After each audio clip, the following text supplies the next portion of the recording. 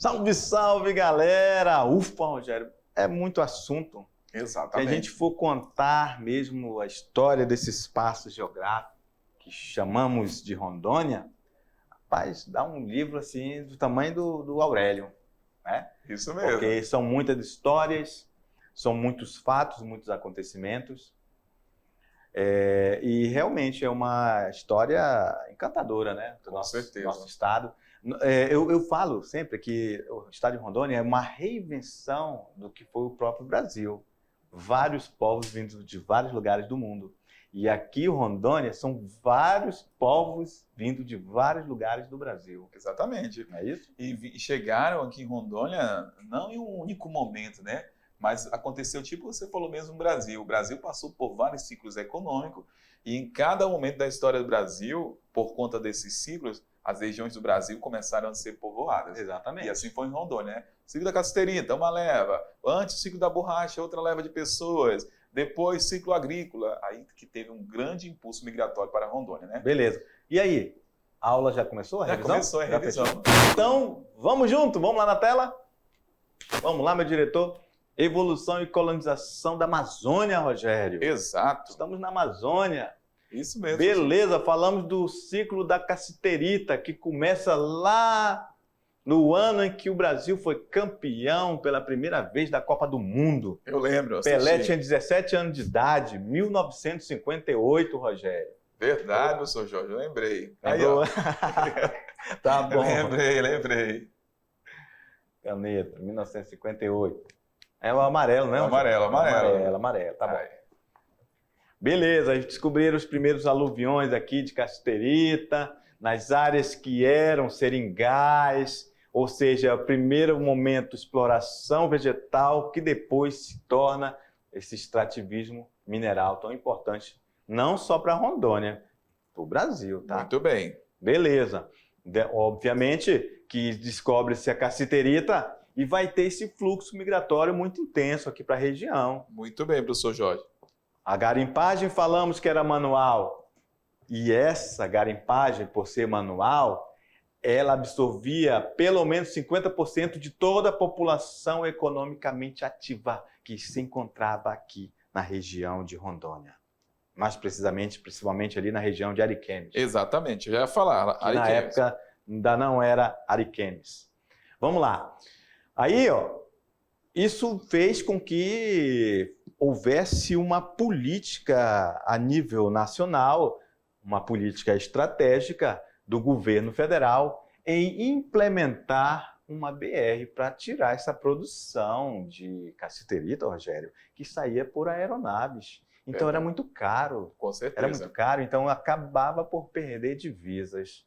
Não é isso? Exato. A BR-29 foi pensado no governo JK. É isso?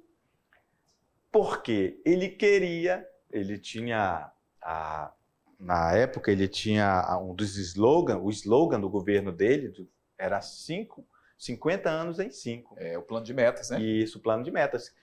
E outro detalhe interessante que falamos durante a aula, Rogério, era justamente esta pressão das multinacionais que acabaram por intervir no governo brasileiro para abrir essas rodovias. É porque na época a gente estava tendo uma substituição de modal de transporte, deixando lá o modal ferroviário, né? E agora a indústria automobilística chegava no Brasil e era necessário estabelecer rodovias no Brasil. Exatamente. E Jorge Teixeira, como falamos aqui no texto, com amarelo não dá, né? Com preto.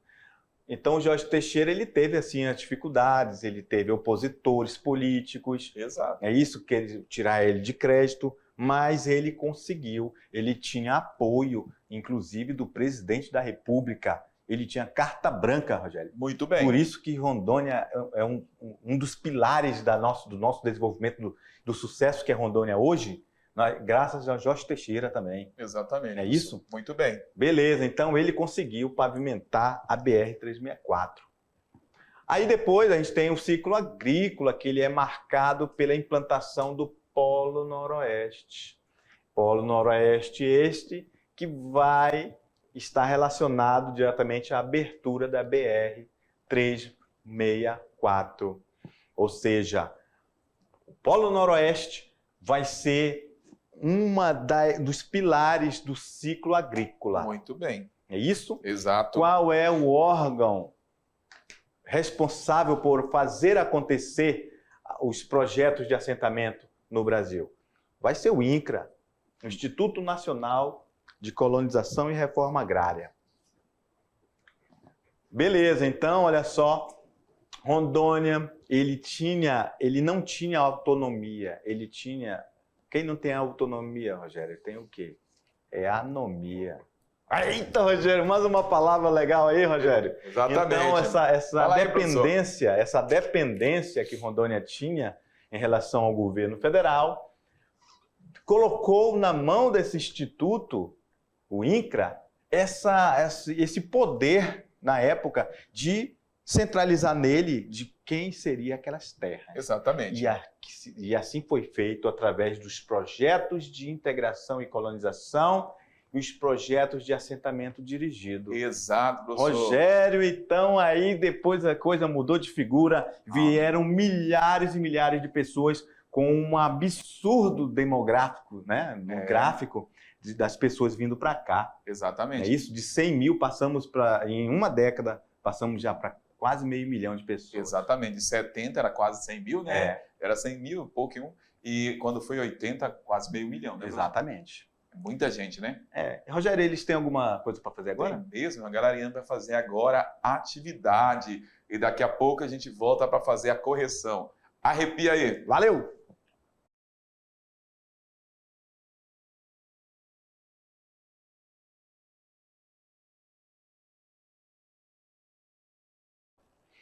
E aí, galera, voltamos. Galera, eu vou contar um segredo aqui pra vocês. Rapaz, agora a Aldelina olhou pra nós assim, muito bem, vamos logo corrigir essa questão aí que eu fiquei curiosa pra saber se o garotado acertou tudo aí. Desse jeito, galera. Então, vamos junto, vamos lá na tela. Rogério do céu, vamos ver se a garotada acertou. E aí, Rogério, o que tu acha? Tenho certeza. Questão 1, vamos lá. Na década de 60... Tu quer ler? Vou ler, para você descansar um pouquinho. Tu tem a voz bonita. Na década de 60 do século XX, uma onda migratória em direção ao território federal de Rondônia aqueceu a economia da região. Essa onda migratória, era composta por imigrantes atraídos pelas vantagens oferecidas pelo sistema de parceria implantado pelo senador Nicolau Vergueiro. B. Era composta, em sua maioria, por garimpeiros em busca de cassiterita, atraídos pelas vantagens oferecidas pelo governo federal? C. Reviveu os antigos bandeirantes que utilizavam os cursos de rios para atingir o interior. D. Representou uma melhoria na qualidade de vida dos povos indígenas aqui instalados. Aí, levou o governo federal a controlar com maior rigor as reservas minerais encontradas no subsolo amazônico, criando o quê? Projetos integrados de colonização. E aí, Rogério? Tranquilo, marca, professor Jorge. Era composta em sua maioria por garimpeiros, olha só. Falou já da década de 1960. Então, ó, se o aluno... E o nosso aluno, ele é fera, Rogério. Então, a gente falou que o ciclo começa em 1958. É isso? Isso mesmo. Então, a 1960 está acontecendo. Com certeza. É isso, o ciclo da cassiterita. Exato. Era composta em sua maioria por garimpeiros em busca de cassiterita atraído pelas vantagens oferecidas pelo governo federal. Questão 2. São causas dos recentes processos migratórios dirigidos para Rondônia nas décadas de 1970 e 80. Beleza, Rogério. A gente tem que dar uma pausa. Por quê? Porque o aluno pode pensar, começar a rir, né?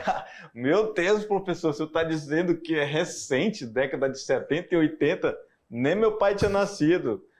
Beleza, mas a história de Rondônia é muito maior do que tudo. Então, diante de todo o cenário daquilo que a gente ensina, né? Desde o tempo geológico, que é bilhões de anos, isso aqui foi ontem, né? E até mesmo se comparado, por exemplo, com o Amazonas, com o Pará, Rondônia é um bebê. Exatamente, é um estado muito novo, tá? Beleza, Rogério. Sem mais delongas, vamos lá. A.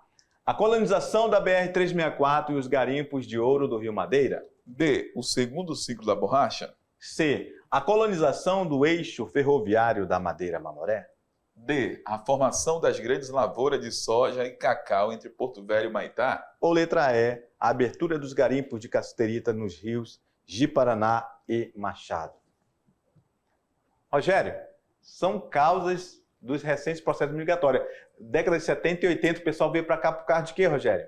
Falamos, né? Garimpo de ouro no Rio Madeira, Exatamente. a colonização, os garimpos também podiam estar até ali de cassiterita, é isso? Muito bem. Mas a gente teve muita garimpagem de ouro no Rio Madeira, Exato. ainda tem, Exato. é isso, mas realmente foi muito intenso na década de 80. Com certeza. Beleza? Década de 80 e 90, meu amigo, ali o Rio Madeira era lotado de draga, meu amigo. Até porque a gente tem aí vamos colocar, o canal de acesso agora executado, o BR-364. Exatamente. Que facilitou toda essa entrada maior de pessoas, né? É isso aí. Então, aqui o que está falando a D, ó, a formação de grandes lavouras de soja. Soja é algo recente quando a gente fala aqui no estado de Rondônia.